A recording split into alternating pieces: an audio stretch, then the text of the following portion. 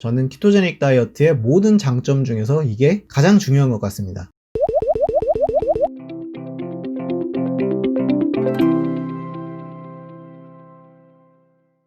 안녕하세요. 반갑습니다. 프라듐입니다. 지난 영상에 이어서 오늘은 키토제닉 다이어트의 장점에 대한 내용을 다뤄보고자 합니다. 제 채널의 방향성은 기존 키토제닉 관련 유튜버분들과는 조금 다르다는 거 알고 계시죠? 아마도 다른 많은 유튜버분들께서 언급했던 키토제닉 다이어트 장점의 내용과는 완전히 다른 내용일 거라고 확신합니다. 그럼 어떤 내용인지 바로 시작하도록 하겠습니다.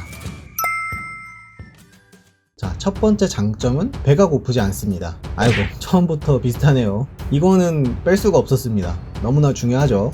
여러가지 식이요법이 있지만 대부분 먹는 양을 제한합니다. 때문에 배고픔에 고통받아서 얼마 유지하지 못하는 분들이 굉장히 많죠. 대부분의 식이요법은 남성과 여성으로 나눠서 섭취 칼로리를 제한합니다. 그런데 같은 성별이라도 체중과 활동량이 전부 다르겠죠. 때문에 권장량이 만족스러운 분들도 있겠지만 권장량의 양으로는 부족한 분들이 많습니다. 반면에 키토제닉 다이어트에서 권장하는 양은 얼만큼일까요? 배부를 때까지 마음껏입니다. 먹는 양에 제한을 두지 않는다는 것이 키토제닉 다이어트 최대의 장점 중 한 가지죠. 먹을 수 있는 음식 한도 내에서는 칼로리 걱정 없이 배부르게 마음껏 먹으면 되기 때문에 배가 고프지 않습니다. 배가 고파지면 또 먹으면 되니까. 두 번째는 탄수화물 중독에서 벗어날 수 있습니다. 정확히는 설탕 중독에서 벗어나는 거죠. 탄수화물은 먹으면 먹을수록 점점 먹고 싶어지는 특성이 있습니다. 사람들이 괜히 탄수화물 중독에 걸리는 게 아니죠. 설탕이 마약과 비교되는 것이 결코 이상한 현상은 아닙니다. 키토제닉 다이어트를 시작한 지 얼마 되지 않은 분들은 잘 못 느끼실 수도 있겠지만 탄수화물을 제한하다 보면 탄수화물을 먹고 싶다는 생각이 그다지 들지 않습니다. 물론 제대로 한다는 가정이겠죠. 특히나 단맛 자체를 멀리하는 분일수록 탄수화물 중독에서 빠르게 벗어날 수 있습니다. 세 번째로 의학 지식의 상승입니다.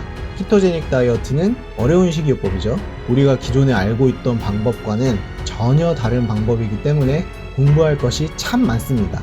혹여나 내 몸에 문제가 생기지는 않을까 걱정이 되죠. 그렇기 때문에 자연스럽게 이것저것 찾아보고 공부를 하게 됩니다. 또한 공부를 하다 보면 왜? 라는 호기심이 생기기 마련이죠. 이게 결국에는 전반적인 의학 지식의 상승으로 이어지게 됩니다.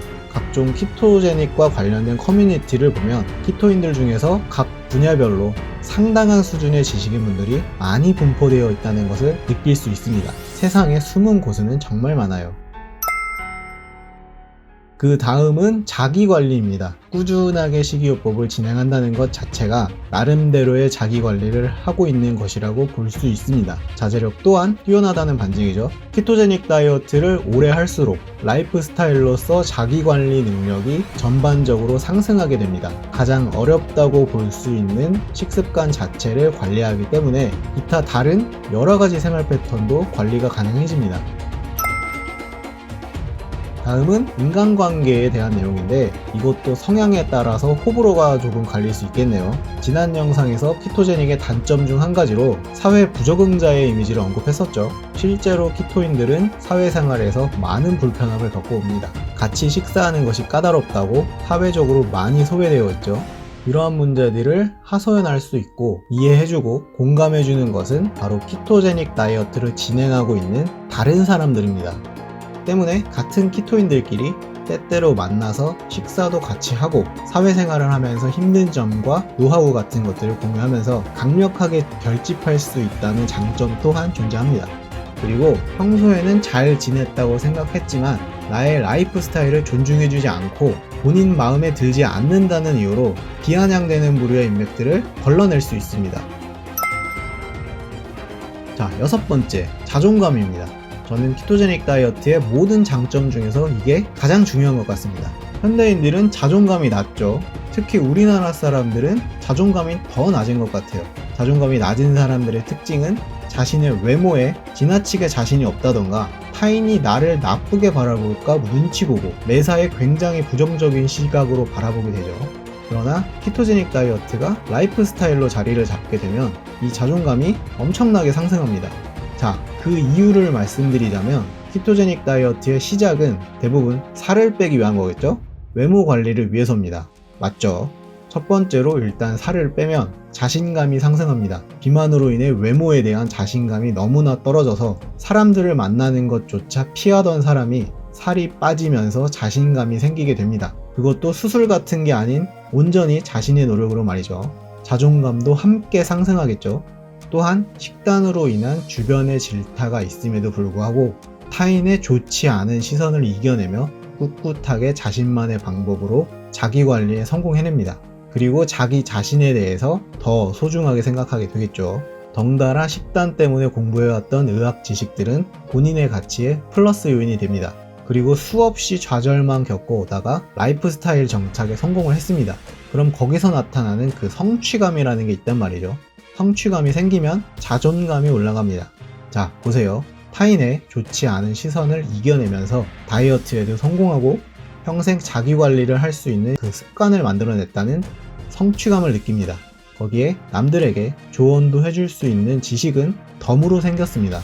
자존감이 내려가겠어요? 올라가겠어요? 뭐 판단은 여러분의 몫입니다. 나는 후자일 것 같은데. 자, 마지막으로 감정 기복의 저하입니다. 예전 영상에서 감미료에 대한 언급을 했던 영상이 있는데요. 영상 중간에 설탕에 대한 논문을 아주 간단하게 소개한 적이 있습니다. 스트레스 완화에 대한 내용이었는데 저는 이걸 반대로 해석해서 급격한 감정 기복의 원인이 설탕 때문이라고 해석을 했습니다. 실제로 키토제닉 다이어트를 경험한 분들의 후기 중에서 감정의 기복이 상당히 안정적이게 변했다라는 의견이 많이 보입니다. 설탕을 끊어냈기 때문에 가능했던 결과라고 생각합니다. 자, 오늘 영상에서는 키토제닉 다이어트의 장점에 대해서 알아봤습니다. 원하는 내용이 있으셨을지는 잘 모르겠지만 오늘 언급한 내용들은 2년 넘게 키토제닉 다이어트를 진행하면서 그동안 생각해오던 키토제닉 다이어트에 대한 저만의 철학입니다. 당연히 다른 분들과는 다르겠죠. 여러분들도 식단을 진행하면서 자신만의 철학을 한번 만들어 보세요. 생각보다 굉장히 재밌습니다. 그럼 오늘 영상은 여기까지고요. 시청해주셔서 감사합니다.